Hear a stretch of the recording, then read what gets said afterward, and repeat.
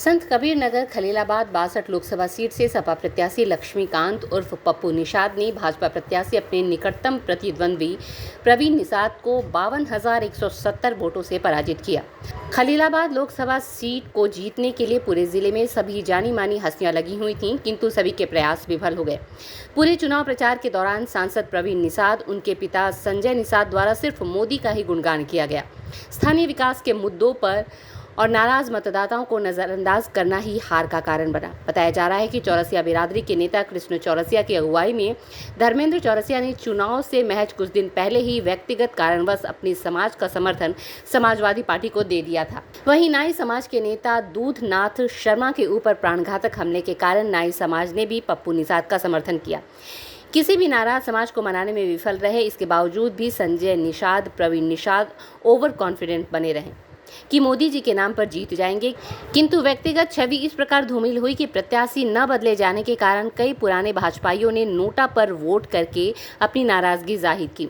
परिणाम स्वरूप सीट को गंवाना पड़ा। चौरसिया समाज के नेता धर्मेंद्र चौरसिया ने कहा कि बिरादरी के साथ किए गए छल ने सबक सिखाकर प्रवीण निषाद को राप्ती पार भेजने का कार्य किया है। नवनिर्वाचित सांसद लक्ष्मीकांत उर्फ पप्पू निषाद ने सभी मतदाताओं के प्रति अपना आभार व्यक्त करते हुए कहा कि आपका वोट ब्याज सहित वापस करूंगा। समाजवादी पार्टी के नेता रमेश यादव, बादल यादव ने जीत का जश्न मनाते हुए सभी जनपद वासियों को जीत का श्रेय दिया। स्ट्रीट बस के लिए खलीलाबाद से दिलीप उपाध्याय की रिपोर्ट।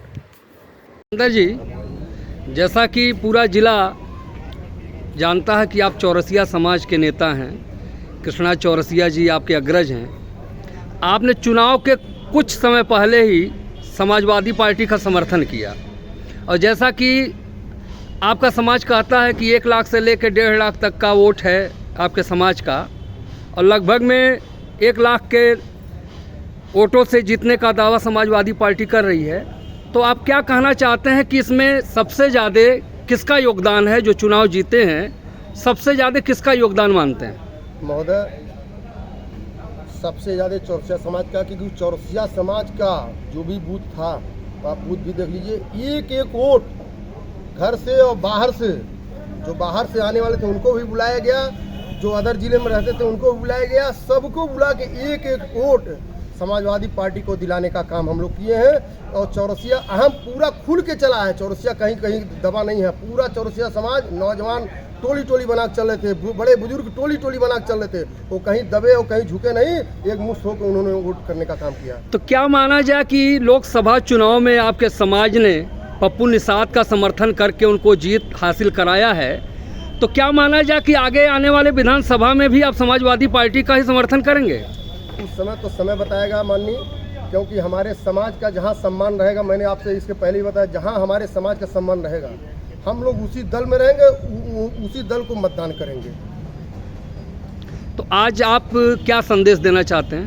संदेश यही देना चाहें, गरीब परिवार के बेटे हैं, वो जीत गए हैं, बहुत अच्छी बात, होना भी चाहिए। हर आदमी को मौका मिलना चाहिए, क्योंकि हमारी यहाँ समय माता जी का एक वरदान भी है कि सबको समय आशीर्वाद देती हैं और सबको एक मर्तबा चुनती हैं।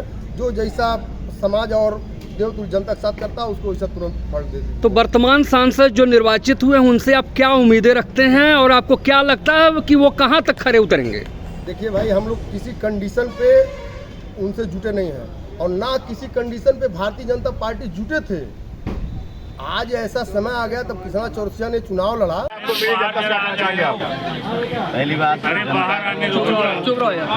धन्यवाद, बधाई इस संत कबीर नगर लोकसभा के समस्त जो बहनों भाई सारे वर्ग के लोग हमारे साथ रहे, जितना प्यार दिया, इतना वोट दिया, इसके लिए कोटि कोटि धन्यवाद और बधाई। और मैं पहले अपने माननीय राष्ट्रीय अध्यक्ष जी को धन्यवाद करता हूं कि हमारे जैसे गरीब आदमी को यहाँ से चुनाव लड़ाया, एमपी बनाया, इसके लिए